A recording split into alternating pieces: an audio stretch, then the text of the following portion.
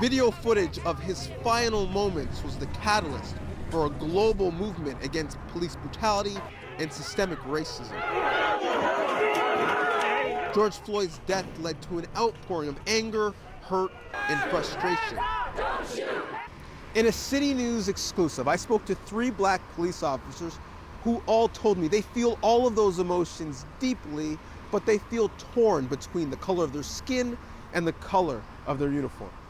When there is, a police brutality incident in the news, whether it's, recently in Canada and Barrie or going back to the racial reckoning in George Floyd, when you see that, how does it make you feel? Like the whole George Floyd incident, it hurt. Just as a black man, like it hurt. And everyone, some people will say, oh, but he has this type of background. It doesn't matter. Like the world, like especially in Canada, like you're given second, third, fourth, fifth chances. And I saw there was actually murder, for sure.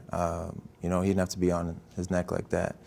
Like I'm just picturing if that was my dad, like what would I do? And like a lot of thoughts go through my mind, and I'm not too sure. Like my prayers go out to that family. We are in a position where we see both. I can only imagine if that was my dad or my son. Like, I understand the human aspect of that, losing somebody in that kind of manner. But I also see the other side as a police officer, where we're trying to enforce the law and keep everybody safe. In that event that happened, it sparked a lot of conversation. And a lot of the conversation's good conversation too.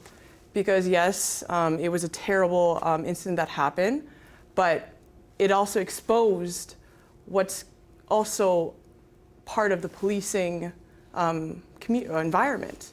There is bad apples, like he said. And it just sucks to be in this position as a police officer that we're grouped together with everybody. That kind of callous brutality impacts all of us, right?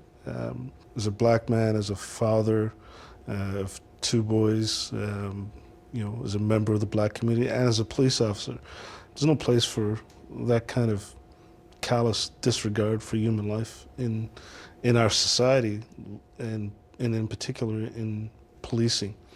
But the best disinfectant is sunlight, and when that kind of behavior is exposed to, open discussion, as Carissa said, and open analysis, it forces us to do better.